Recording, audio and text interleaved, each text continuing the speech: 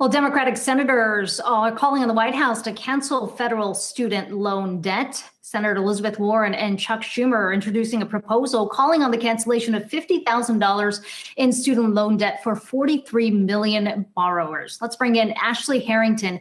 She is the Federal Advocacy Director and Senior Counsel at the Center for Responsible Lending. And Ashley, it's great to have you on today. I want to get to that proposal in a bit, but when you look at where the student debt load crisis has been, this is something that we were talking about even pre-pandemic. How has the pandemic itself exacerbated the issue?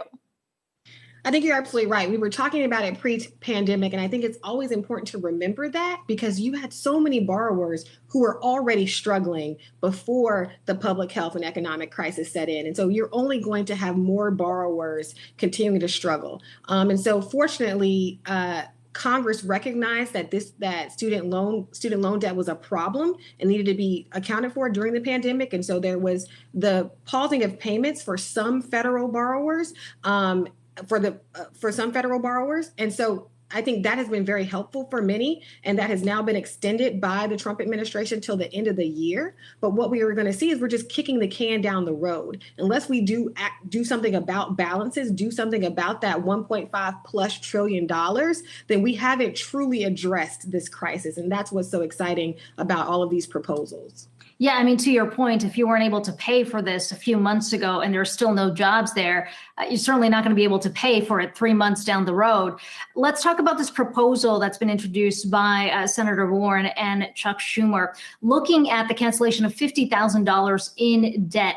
How realistic is this proposal, you think, in terms of being able to pass the test in Congress? And also, I thought it was interesting that they sort of framed it in the context of a Biden administration, given that we're just a few months out from the election. Absolutely. So first, I think what's important about this resolution is that it's not calling on Congress to do it, right? It's calling on the president to take action.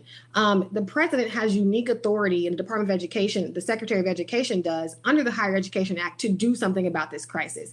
90% of student loans are federally backed or federally owned. So this is a federal government problem, and it can be addressed with a federal solution. And it doesn't actually have to go through Congress. We can have a president, if they're serious about doing something about the student debt crisis, if they're serious about doing something actually that will also help the economy, this is one very quick and efficient way to do that. And it will also help many of the Black and brown borrowers who have been struggling the most with student debt. So this is something that, again, can be done by executive action if we have a president who has the will to do that.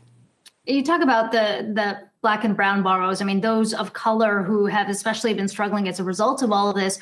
I mean, how significant is that to be able to target a program? Is that a better approach here? Instead of saying, look at the debt overall and calling for a cancellation of a certain amount, instead of a targeted approach that will affect or that will help the most vulnerable? So I think student debt is a drain on the entire economy, and Black and brown borrowers are struggling the most because of our history of structural inequities and discrimination that have led to the racial wealth gap. There's also a racial income gap. And so if we have a program that does broad universal cancellation across the board, that is going to disproportionately impact Black and brown borrowers automatically because they are the ones who are struggling the most. You know, we did a report a year ago with some of the civil rights organizations where we found that even when you cancel a limited amount of debt, if you canceled like $10,000 per borrower, you would have a significant impact on those who are struggling the most. The Pell eligible students who are in default, and they're in default for less than 10K. If you do it at 20K, you also have that, and 50K helps as well. I think it's important to remember that some of the myths around the student debt crisis, that there's all these high income, high debt folks walking around. That's just not true. Less than 6% of the federal student loan borrowers have more than $100,000 in debt. So there are a lot of people struggling on a limited amount of debt. And also, we're in the midst of a pandemic and economic recession. If we're also looking for things that are going to boost the economy, if we want people to be able to contribute to the economy and the recovery in a very real way by buying houses, starting businesses, and we want them to save for retirement, then that's why student debt cancellation, broad student debt cancellation, is so important because of how much it could also add for the economy, not just what it's going to do for the borrowers themselves. What's the average right now for student loan debt? I mean, we're talking right now under this proposal, relief of up to $50,000. What kind of average debt are we talking about right now? So for instance, in 2016, 70% of the graduating class had student debt, and they had an average of about $30,000. And for Black borrowers, it was closer to $34,000, $35,000. So that was the average for the class of 2016. Remember that there are people who've been paying for 10 years or more, 15 years or more, and they are still in repayment. That's a problem.